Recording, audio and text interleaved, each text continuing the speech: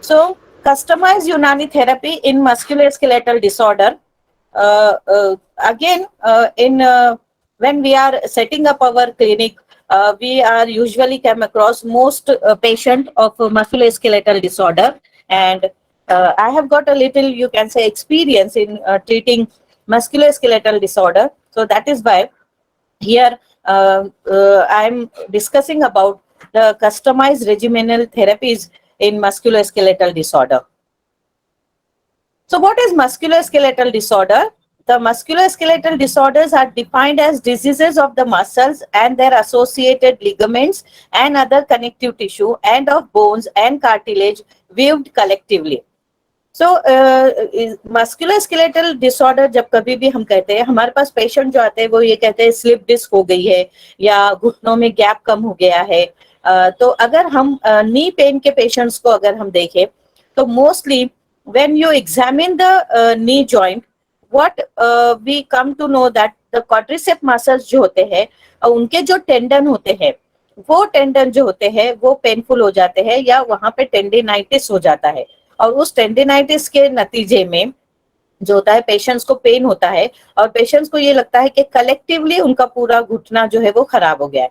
तो इसलिए हम मस्कुलोस्केलेटल डिसऑर्डर सिर्फ बोन की ही डिजीज नहीं है या बल्कि सिर्फ मसल्स का ही डिसऑर्डर नहीं है, बल्कि it is a collective disorder. So it is defined as the diseases of the muscles and their associated ligaments and other connective tissue and of the bones and cartilage viewed collectively. So this is how we will define the musculoskeletal disorder. Now जब कभी भी हम अपनी practice करते हैं या clinic में बैठते हैं तो we will come across that this type of patients come to us. Patient hip joint में पेन है, पेशेंट को लो बैक है या अपर बैक एक है या होल बैक एक है, पेशेंट के नी में प्रॉब्लम है या फुट में प्रॉब्लम है या हैंड में प्रॉब्लम है, उनकी उंगली खास करके औरतें आती है तो they will come with the history of morning stiffness. तो ये मॉर्निंग स्टिफनेस आपको ज्यादातर हाथों में ही मिलेगा. ये जो पेशेंट होते हैं ये हमें ज्यादा मिलते हैं इन आवर ओपीडी और in the IPD itself. Here also you can see the different types of musculoskeletal disorder. अब यूनानी कंसेप्ट की अगर हम बात करें, so the musculoskeletal disorder can be discuss under औजाए मफासिल because what brings the patient to the clinic or to the hospital is it is the pain. The pain can be so severe that it can interfere with the daily normal life of a person, and when such pain the patient is experiencing, then that pain brings that patient to us or to the any doctor or to any orthopedic clinic. So we can define musculoskeletal disorder in Unani context under the heading Aujai Mafasil. So definition of pain and dysfunction. So how we will define Aujai Mafasil?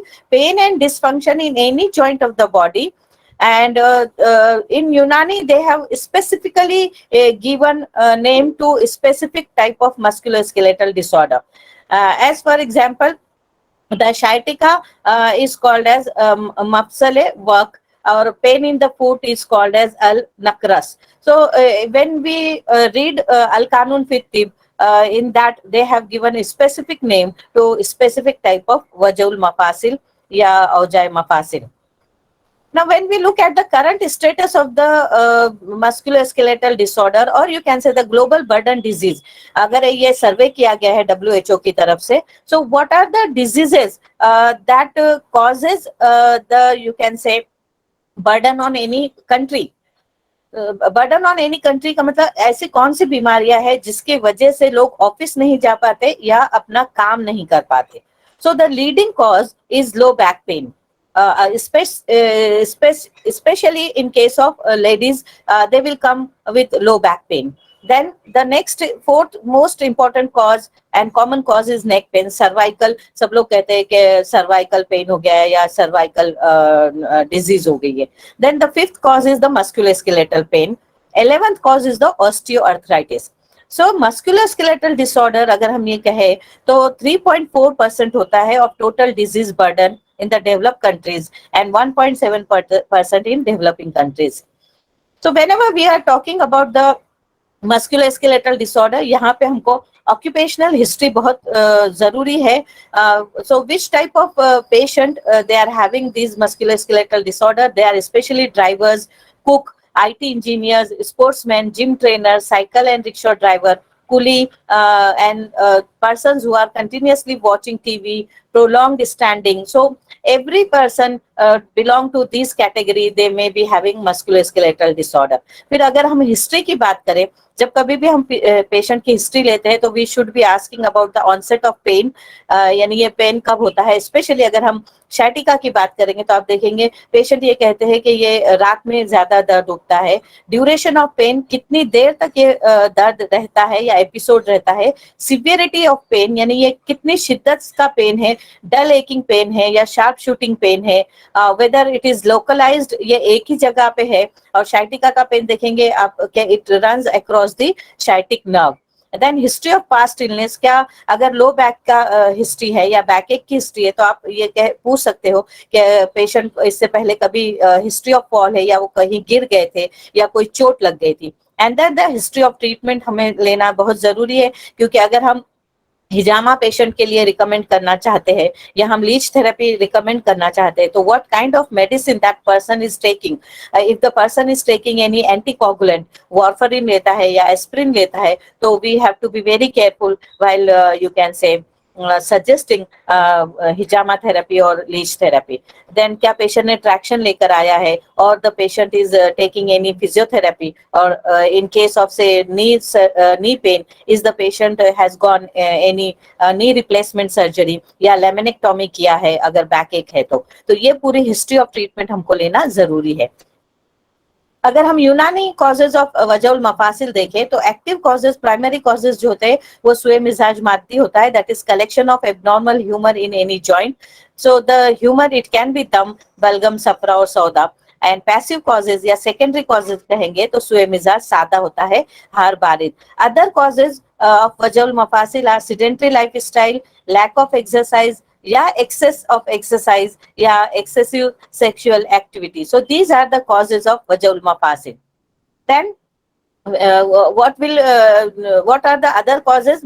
May be gases, indigestion, foods with cold temperament. अगर patient बहुत ज्यादा दही खाते हैं या आजकल trend बन गया है नींबू पानी पीने का, सुबह सुबह में लोग नींबू पानी पीते हैं, तो it can be the one cause of joint pain. Patient not doing इस्तेफ्राग, अगर पेशेंट को कॉन्स्टिपेशन है या पेशेंट अगर हैबिट है उसे हिजामा करने की या ब्लड लेटिंग की या वॉमिटिंग की या लैक्सेटिव्स लेने की, और अगर ऐसे पेशेंट लैक्सेटिव्स लेना बंद कर दे या हिजामा करना बंद कर दे तो नेचुरली फासिद मवाद जो होते हैं जिसमें जमा हो जाते हैं और उसके नतीजे में जॉइंट पेन या मस्कुलोस्केलेटल डिसऑर्डर्स हो सकता है.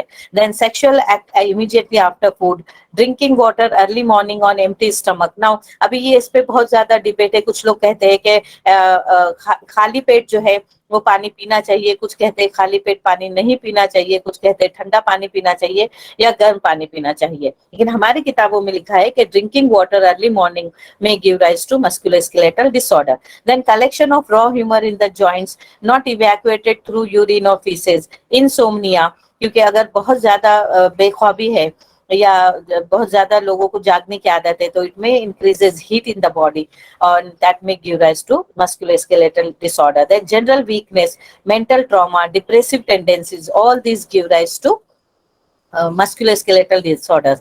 Then collection of morbid humor in any articular spaces. Movement, as it is a mobile structure, तो आपको मूवमेंट देखना है. अगर पेशेंट ये कहता है, कभी कभी ये हिस्ट्री देते हैं नी जॉइंट के पेशेंट के, वो जब बैठे होते हैं थोड़ी देर तक और बैठ के चलना शुरू करते हैं तब दर्द होता है. या कुछ पेशेंट ये कहते हैं कि वो जब चलते हैं, मार्केट जाते हैं, थोड़ी देर चलने के बाद इतना ज्यादा दर्द होने लगता है, ऐसा लगता है उन्हें कि वो कहीं पर भी बैठ जाए. तो ये हिस्ट्री हमको लेना जरूरी है. कोल्ड टेम्परामेंट, सुए मिजाज अगर बारिद हो जाता है तब भी मस्कुलोस्केलेटल डिसऑर्डर्स हो सकते हैं. Most joint present in periphery of the body, hence exposed to external environment and trauma.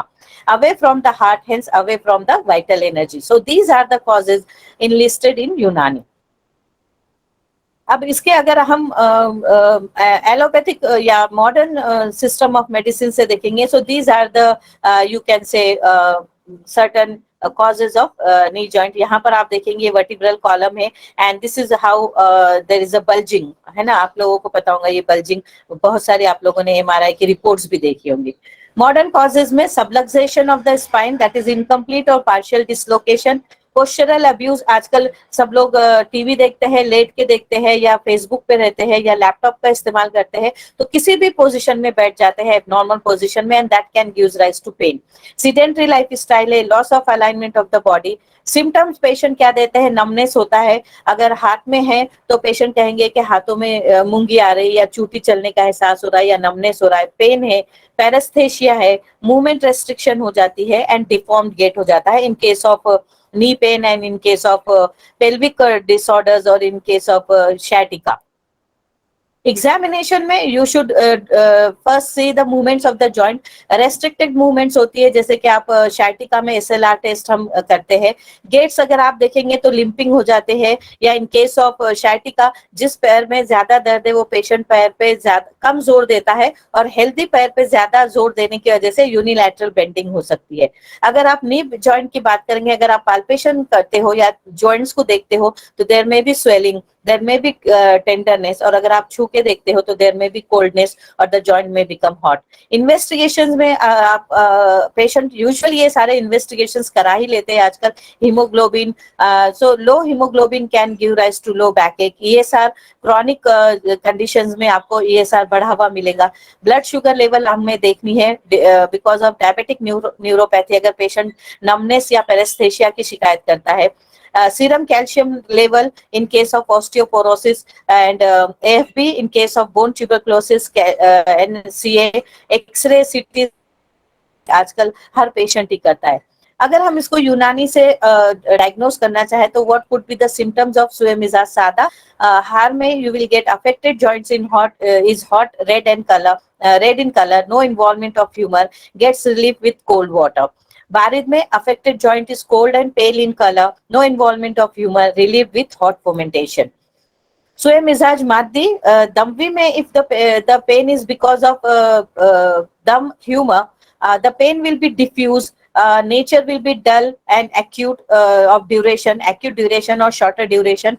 Color of the joint may be red or slightly congested, you will get. Touch will be hot. Same will be with the Safravi. Pain will be localized. Here, how you will differentiate between Damvi and Safravi? The Damvi pain will be diffuse. Patient pinpoint नहीं कर पाएगा कि कहाँ दर्द है, वो कहेगा पूरे joint में दर्द है. But in case of Safravi, the pain can be localized. Say, as for example, as I say, in case of tendinitis. Tendinitis में पेशेंट अगर आप वो पर्टिकुलर टेंडन को अगर आप प्रेस करते हो तो बहुत शार्प शूटिंग पेन पेशेंट को फील होगा. तो यहाँ पर nature of the pain will be sharp, colour of the joint में बी pain, and it will be hot as compared to Damvi. Balgavi में again the pain will be diffuse, but here the nature of the pain will be dull but of chronic duration. यहाँ पे दमवी में ये acute होगा, यानी थोड़े दिन का से start हुआ होगा, जबकि बलगमी में पेशेंट कहेगा काफी दिनों से मुझे ये दर्द है. Saudavi में the pain will be continuous, where in case of Safravi it can be sharp shooting and throbbing type of, whereas in Saudavi it will be continuous, dull and chronic, and touch will be cold. इसके साथ आप और बहुत ज्यादा आपको मतलब history लेना होगी टू डिफरेंशिएट बिटवीन द बलगमी एंड द सौदावी हिल. Diagnosis will be made on the basis of clinical examination, on the basis of history taking, and on the basis of physical examination. So here these are you can say history taking में you have to take the features like speed and time of onset, pattern of joint involvement. जैसे is it migrating pain, यानी पहले एक joint में दर्द होता है, वो joint अच्छा हो जाता है, फिर वो दूसरे joint में pain होता है. So is the you can say the involvement of joint is migratory type. Then symmetry of the symptoms, क्या एक ही जॉइंट में पेन है या एक ही नी में है या दोनों नी में है. अर्ली मॉर्निंग स्टिफनेस कितनी देर तक रहता है. जैसे पेशेंट कहते हैं कि अगर हील पेन का पेशेंट आता है तो आप पेशेंट की हिस्ट्री देखेंगे, पेशेंट ये कहेगा कि जब हम नीचे पैर रखते हैं थोड़ी देर तक बहुत तेज दर्द होता है एड़ी में, और जब हम थोड़ा चलना शुरू कर देते हैं तो एड़ी का दर्द चला जाता है। या औरतें कहेंगी कि जब हम काम करते हैं तो छुरी वगैरह पकड़ने के लिए या कुछ दूसरे काम करने के लिए जॉइंट में या मुट्ठी में जो होता है, हाथों के जॉइंट्स में जो होता है मॉर्निंग स्टिफनेस होता है, और जैसे जैसे काम करना शुरू करते हैं वो मॉर्निंग स्टिफनेस रिमूव हो जाता है। तो हमको ड्यूरेशन देखना है, टेंडरनेस देखना है, लॉकिंग एक्टिविटी है, क्या क्या जॉइंट लॉक हो गया है, and aggravating and relieving factors, कौन से ऐसी चीजें है अगर जो पेशेंट करते हैं तो उससे उनके दर्द में कमी हो जाती है या दर्द में ज्यादती हो जाती है। अगर हम यूनानी कंसेप्ट की बात करें तो यहाँ पर इलाज बिल गिजा, इलाज बिल दवा एंड इलाज बिल तदबीर, तो ये दोनों को मैं स्किप करूंगी, इलाज बिल गिजा और इलाज बिल दवा, क्योंकि आज का हमारा टॉपिक है इलाज बिल तदबीर। तो यहाँ पर as we know that it includes massage, venesection, cupping, diaphoresis, diuresis, ये हम सबको मालूम है, इसलिए मैं ये स्किप कर रही हूँ। डाइट प्लान भी मैं स्किप कर रही हूँ, इलाज भी दवा भी। और यहाँ पर ये जो टॉपिक है हमारा आज का रेजिमिनल थेरेपी, तो इस एक चार्ट में मैंने जो मोस्ट इंपॉर्टेंट रेजिमिनल थेरेपीज हम मस्कुलोस्केलेटल डिसऑर्डर में यूज करते हैं उसे यहाँ पे इंक्लूड किया है। तो regimenal therapies massage, wet cupping, leeching, venesection, exercise, Turkish bath. तो यहाँ पर ये दम्वी और सफरावी के लिए कॉमन है, सौदावी और बलगमी के लिए ये होगा। तो मसाज थेरेपी दम्वी और सफरावी में we will recommend light massage for short duration, बहुत ज्यादा ड्यूरेशन का हम मसाज नहीं देंगे। सौदावी में हम हार्ड मसाज देंगे लेकिन उसका ड्यूरेशन हम कम रखेंगे। बलगमी में again hard massage for longer duration. Wet cupping में, wet cupping you can advise very frequently, यानी अगर आप हर 20 दिन पर भी पेशेंट को बुला सकते हो वेट कपिंग के लिए। सौदावी के लिए वेरी सेल्डम एंड बलगमी के लिए सेल्डम, बिकॉज अगेन इन सौदावी हमको पहले मुंजिज मुसिल देना होगा and then we will recommend weight cupping therapy because the humerus will be deep seated. Leash therapy again in Damvi and Safravi we can recommend frequently. सौदामी में वेरी सेल्डम एंड बलगमी में सेल्डम। वेनिसेक्शन में दम्वी and सफरावी again we will recommend frequently, यानी जहां कहीं पर भी हम ये देख सकते हैं कि ब्लड लेटिंग की जो प्रोसीजर्स है दम्वी और सफरावी में हम फ्रिक्वेंटली रिकमेंड कर सकते हैं। Whereas in case of Saudavi, we will recommend it very seldom, and in case of Balgami, it is seldom. Exercise light in nature and of moderate duration.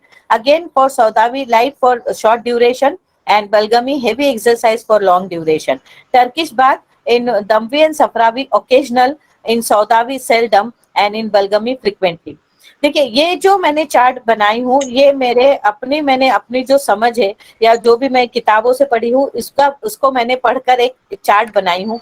हो सकता है किसी का ओपिनियन मुझसे डिफर भी करे, तो अगर कोई ये चाहे नेक्स्ट टाइम जब कभी भी हम क्वेश्चन आंसर का सेशन अगर हम लंबा रखेंगे तो उस वक्त अगर आप चाहे तो इस चार्ट को आप बदल भी सकते हैं। ये कोई मतलब फाइनल चार्ट नहीं है, ये मैंने अपनी समझ से ये चार्ट बनाया है।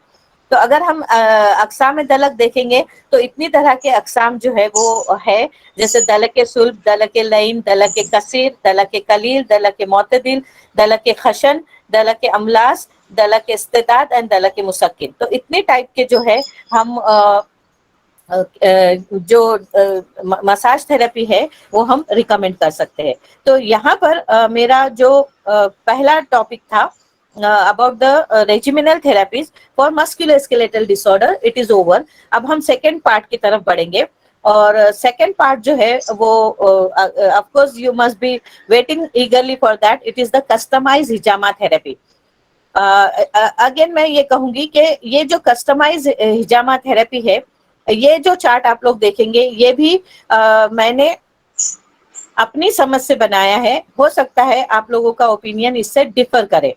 और ये जो मैं चार्ट बता रही हूँ यहाँ पर एक ये बहुत कंट्रोवर्शियल भी हो सकता है कि आप लोगों को ऐसे लगे कि ये जो है ये हम सूरज चांद सितारों की बातें कर रहे हैं, तो it is not so. It is N astrology नहीं कह रहे, हम एस्ट्रोनॉमी कह रहे हैं।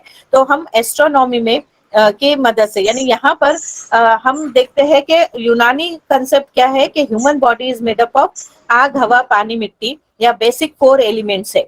और इसी एलिमेंट्स की बेसिस पर ये मैंने कस्टमाइज हिजामा थेरेपी की जो है एक चार्ट बनाई हूँ और वो चार्ट जो है और सर्टन सॉफ्टवेयर है जो इजीली अवेलेबल है गूगल ऐप पे, आप वो मतलब आप वो चार्ट जो है या वो आप ऐप जो है आप देख सकते हो। तो अभी मैं मेरा second part I will be you can से sharing with you people.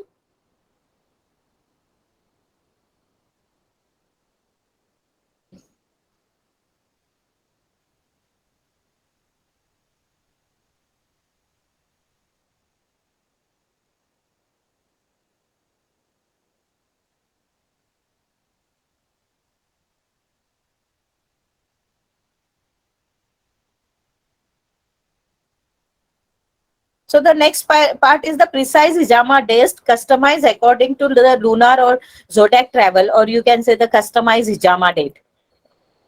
So as we know, there are so many ahadiths regarding the hijama.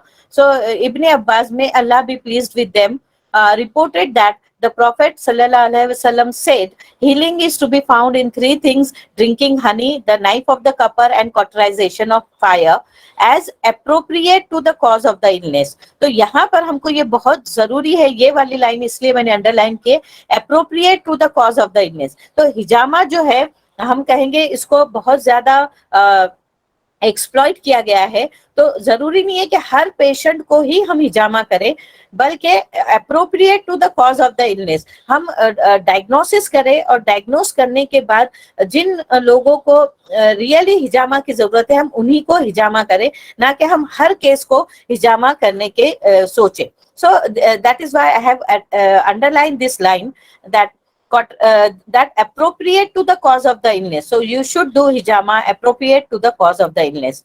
So date of the hijama, as we know, the most common dates are 17th, 19th or 21st of every lunar day.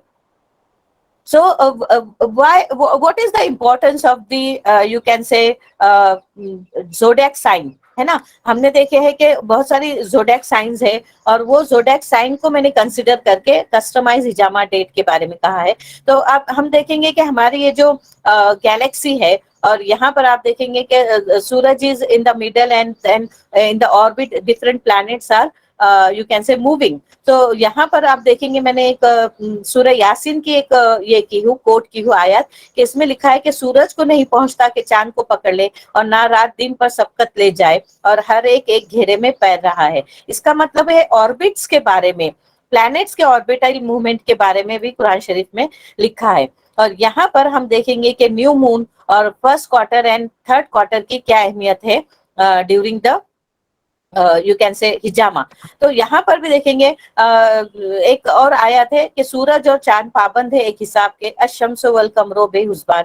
तो यहाँ पर बहुत सारे मतलब कुरान शरीफ में जिक्र मिला है चांद की जो है वो मंजिलों का। तो यहाँ पर देखिए अगेन आई हैव कोटेड सूरह यासीन की एक आयत के, और चांद के लिए हमने मंजिलें मुकर्रर की, यहाँ तक के फिर हो गया जैसे खजूर की पुरानी डाल। तो यहाँ पर आप देखेंगे कि ये हिजामा के लिए हमको ये जरूरी होता है कि why 17, 19 and 21 is important.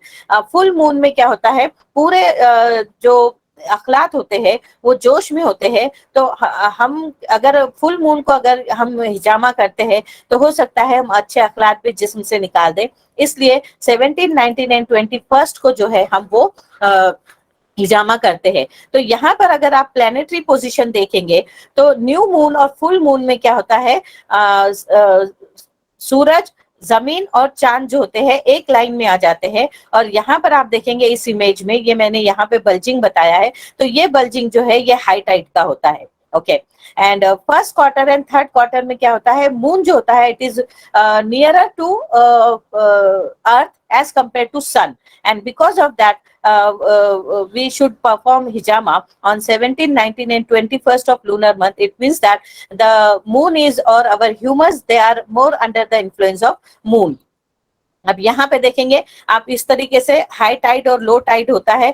So high tide होता है during the full moon and low tide होता है during the quarter of the moon. और यहाँ पर ये लूनर मंथ है, ये 17, 19, 21 तारीख कैसे हमने कैलकुलेट किए हैं, ये हमारे यूनानी किताब में या अल कानून फिक्र में लिखा है, और इसको मैंने बोहरान के चैप्टर से जो है कोरिलेट की हूँ। तो यहाँ पे आप देखेंगे अल कानून का, अगर आप वॉल्यूम नंबर 4 देखते हैं, पेज नंबर 1248 टू 1249, यहाँ पर लिखा है कि अतिबा के नजदीक बहरान के मखसूस नज्म व तरतीब का सबब चांद है, जिस कदर ज़हूर इख्तिलाफ अहवाल कमर का शदीद होगा, बदन के रुतूबात के हालात इख्तिलाफ भी ज्यादा जाहिर होंगे।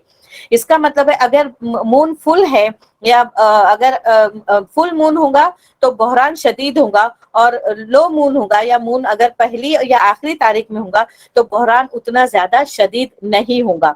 तो बहरान के डेज अगर हम कैलकुलेट करते हैं तो उसका ये फॉर्मूला है कि लूनर मंथ जो है हम 30.3 डेज का अगर हम कंसिडर करते हैं, ये 30.3 डेज कैसे आया है, ये 29.5 डेज प्लस 0.8 यानी 1/3 ऑफ द डे को हमको ऐड करना है इन लूनर मंथ, दैट इज 29.5, और इस तरीके से हमारा एक लूनर मंथ हो जाता है 30.3 डेज। और उसमें से अगर हम मुहाक या अमावस के दिन निकाल दे तो it 2.8 days on an average consider किया जाता है अमावस के डेज। तो इसको 30.3 से हम 2.8 को माइनस कर देंगे तो वी विल गेट 27.5। इस 27.5 को हमको 2 से डिवाइड करना है तो वी विल गेट 13.75।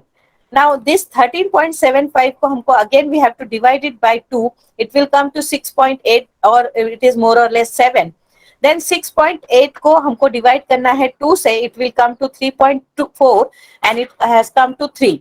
अब यहाँ पर ये 13.75 में हमको ये मुहाक के दिन या अमावस के दिन को ऐड करना है, it will come to 16.55, that it will come to near, अगर हम इसको राउंड फिगर में करेंगे तो we will take it as 17, and then this 16.55 में again we will add 2.8 of muhak days, so it will come to 19, and this 19.35 में again you have to add 2.8, so it will come to 22 or you can take it as 21. So this is how. तो अगर हम religious point of view से कहेंगे तो आप सल्लल्लाहु अलैहि वसल्लम की प्रीचिंग के हिसाब से 17, 19, 21 आता है, और यूनानी हिसाब से भी 17, 19, 21 ही आती है हिजामा की डे। ओके, अब यहाँ पे ये अलग अलग हदीस है जो मैंने कोट की हूँ। अब यहाँ पर देखिए डेज ऑफ द वीक जो है, ये जो मंडे ट्यूसडे वेंसडे थर्सडे, ये नाम कहाँ से आए हैं और इनको हर एक प्लैनेट क्यों दिया गया है। तो ये देखेंगे आप कि ये जो सबसे पहले जो है days of the week will be originally named for the classical planets, and this characteristic was apparently discussed in Plutarch in a treatise written in AD 100। यानी ये इतना पुराना है जो मतलब संडे मंडे जो नाम आए हैं डेज के, ये इतने पुराने हैं, क्योंकि हदीसों में क्या लिखा है कि बेहतरीन डेज जो है वो हिजामा के पीर, मंगल और जुमेरात का दिन है। तो हमको उसी हिसाब से जो है फिर देखना है कि कौन सा दिन उस इंसान की डेट ऑफ बर्थ और टाइम ऑफ बर्थ के हिसाब से होगा। तो यहाँ पर देखिए ये Sunday Monday Tuesday Wednesday Thursday Friday Saturday, तो ये 12 जो है आपको यहाँ पर ये मिलेंगी, क्या कहेंगे हम, जोडियक साइन मिलेंगी। तो जोडियक साइन में जो है यहाँ पर आपको मैं बता रही हूँ कि संडे के लिए जो जोडियक साइन असाइन की गई है वो लियो एंड कैंसर है। तो संडे जो है संडे एंड द मून, तो संडे का प्लैनेट कौन सा है, मून है, और संडे की जोडियक साइन कौन सी है, लियो एंड कैंसर है। सैटर्न जो है उसका जो हम कहेंगे जोडियक साइन जो दी गई है वो एक्वेरियस एंड कैप्रिकॉर्न है। जुपिटर का जो है पाइसिस एंड सजिटेरियस है। मार्स का जो है वो एरीज एंड स्कॉर्पियो है। मर्क्यूरी को जो जोडियक साइन दी गई है वो वर्गो एंड जेमिनी है, और वेनस को जो दी गई है वो लिब्रा एंड टॉरस है। ये पूरे मैंने जो है नेट पे से बहुत ज्यादा सर्च करके ली हूँ। तो ये चार्ट का चाहे तो आप लोग फोटो निकाल सकते हो। तो देखिए यहाँ पे डेज है Sunday Monday Tuesday Wednesday Thursday Friday and Saturday, और हर दिन का जो है एक प्लैनेट असाइन किया गया है। तो संडे के लिए जो उसका प्लैनेट है वो है सन, मंडे का प्लैनेट मून है, ट्यूसडे का प्लैनेट मार्स है, वेंसडे का प्लैनेट मर्क्यूरी है, थर्सडे का प्लैनेट जुपिटर है, फ्राइडे का प्लैनेट वेनस है, और सैटरडे का प्लैनेट सैटर्न है। उनकी ये सिंबल्स है, ओके। और जोडेक साइन जो है वो ये दी गई है। संडे के लिए लियो है, मंडे के लिए कैंसर है, ट्यूसडे के लिए एरीज एंड स्कॉर्पियो है, वेंसडे के लिए वर्गो एंड जेमिनी है, थर्सडे के लिए पाइसिस एंड सेजिटेरियस है, फ्राइडे के लिए लिब्रा एंड टॉरस है, एंड सैटरडे के लिए एक्वेरियस एंड कैप्रिकॉन है। अब चूंकि हम यूनानी के हिसाब से हम ये कहते हैं कि देर आर 4 बेसिक एलिमेंट्स, तो यहाँ पर हर जोडिएक साइन की और हर दिन की और हर प्लैनेट के लिए एक एलिमेंट भी असाइन किया गया है। एज फॉर एग्जांपल, संडे का प्लैनेट सन है और उसका एलिमेंट जो है फायर है। मंडे का प्लैनेट जो है मून है और वो उसका एलिमेंट हो जाता है वाटर। ट्यूसडे का एलिमेंट फायर एंड वाटर है क्योंकि यहाँ पे एरीज एंड स्कॉर्पियो है। वेंसडे का जो है वर्गो एंड जेमिनी है, तो वर्गो जो है वो अर्थ है एंड जेमिनी जो है वो एयर है। थर्सडे जुपिटर है। पाइसिस का जो एलिमेंट है वो वाटर है एंड सेजिटेरियस का जो एलिमेंट है वो फायर है। फ्राइडे वेनस है, तो लिब्रा जो है वो एयर है और टॉरस जो है वो अर्थ है। सैटर्न जो है यहाँ पर एक्वेरियस जो है वो एयर है एंड कैप्रिकॉन जो है वो अर्थ है। देखिए यहाँ पर अगर आपको बेसिक एलिमेंट्स मालूम है अगर किसी भी बंदे का, तो मेरे ख्याल से अजमल ने भी आप लोगों को बताया होगा कि से फॉर एग्जांपल अगर किसी बंदे का जो एलिमेंट है वो फायर है, तो अजमल ने भी आप लोगों को बताया होगा कि उस बंदे ने रेड कलर्स के या ऑरेंज शेड के कपड़े नहीं पहनना चाहिए क्योंकि उसका एलिमेंट जो है वो फायर है। तो उस बंदे ने यूजुअली एक्वेरियन या हम कहते हैं ना ब्लू ब्लू शेड्स पहनने चाहिए। ऐसे लोगों ने ज्यादा मसाले वाली चीजें नहीं खाई है। तो that is the important of knowing element of that person. Okay, अगर आपको एलिमेंट वो बंदे का मालूम हो जाएगा कि वो बंदे का एलिमेंट कौन सा है, फायर है, वाटर है, अर्थ है या एयर है, तो उस हिसाब से फिर हम उस इंसान को किस दिन उसने हिजामा करना चाहिए हम वो कह सकते हैं। देखिए, तो यहाँ पर इसकी भी अगर आप चाहे तो एक ये फोटो ले सकते हो कि एरीज लियो सैजिटेरियस जो है वो उनका एलिमेंट फायर होता है। जेमिनी लिब्रा एक्वेरियस जो होते हैं उनका एलिमेंट एयर होता है। कैंसर स्कॉर्पियो पाइसिस जो होते हैं उनका एलिमेंट वाटर होता है। टॉरस वर्गो एंड कैप्रिकॉन जो होते हैं उनका एलिमेंट अर्थ होता है। अब ये जो है ये साइंस है, यानी ये जोडिएक साइन है और ये एलिमेंट है। तो हम जब हमको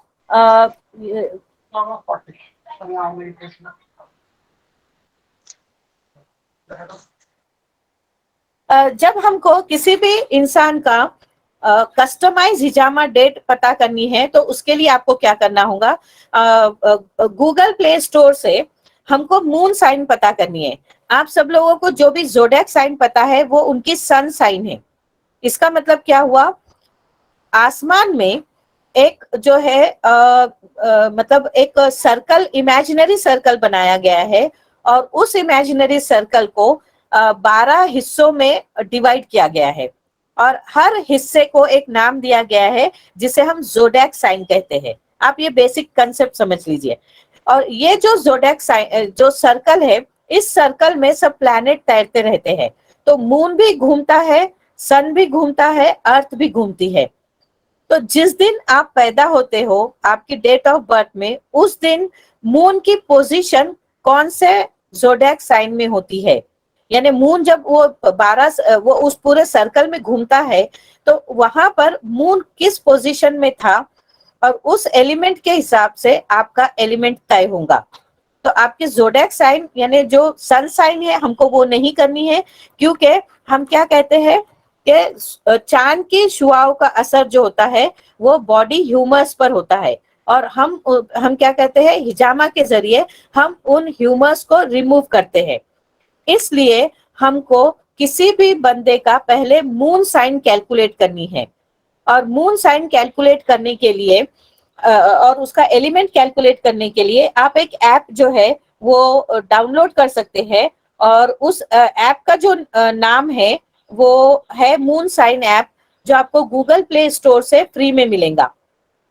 उस पे आपको वो डाउनलोड करना है और उस पेशेंट की या उस पर्सन की आपको date of birth, time of birth, place of birth, यानी वो इंडिया के कौन से कंट्री में कौन से स्टेट में पैदा हुआ है वो आपको इंटर करनी है और उसके हिसाब से उस बंदे का एलिमेंट या आपको जोडिएक साइन मालूम होगी। से फॉर एग्जांपल मैं आप लोगों को यहाँ बता रही हूँ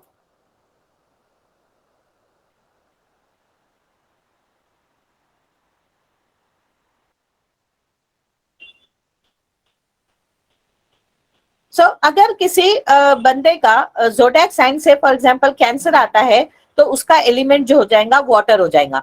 अगर किसी बंदे का जो ज़ोडिएक साइन आती है मून साइन एरीज आती है तो उस बंदे का एलिमेंट फायर हो जाएगा। अगर किसी बंदे का zodiac sign moon sign Scorpio है तो वो वाटर एलिमेंट होगा।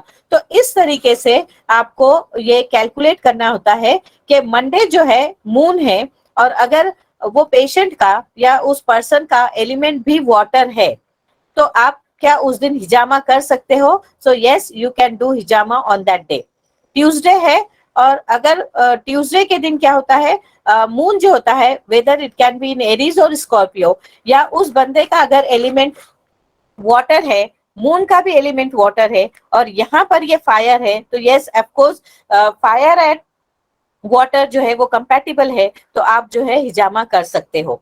और अगर उस पर्सन का मून साइन जो है वो स्कॉर्पियो है तो इसका मतलब है उसका एलिमेंट वाटर है and again here in Tuesday you can do हिजामा and on Thursday if the person's element is water moon का एलिमेंट भी वाटर है तो ऑफकोर्स हिजामा can be done and if the person is Sagittarius moon sign उसकी Sagittarius है तो उसका एलिमेंट जो है वो फायर हो जाएगा और मून का एलिमेंट चूंकि वाटर है तो fire and water are compatible so yes हिजामा कैन बी डन।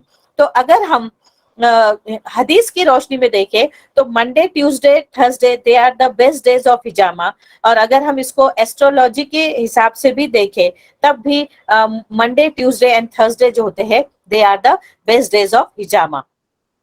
अब यहाँ पर ये मैंने एक नोट की हूँ अर्कागानीस एंड हिपोक्रेट्स ये मैंने अलकानून फिक टिप से ली हूँ। ये जो भी मैं आप लोगों से कह रही हूँ इसके पूरे रेफरेंसेस है और इसको मैंने सिर्फ एक कोरिलेशन दी हूँ यानी एस्ट्रोलॉजी की जो साइंस है या जो ज़ोडिएक साइन है उनको और उसको मैंने मून से कोरिलेट की हूँ और उसको हमारी हिजामा डेट से कोरिलेट की हूँ। तो ये मेरी एक अपनी हाइपोथेसिस है। आप लोग इससे इत्तेफाक भी कर सकते हैं और आप इससे डिफर भी कर सकते हैं। It is not hard and fast rule कि जो मैंने मतलब मेरी जो हाइपोथेसिस है वो सब लोग एक्सेप्ट करें। So it is an open platform.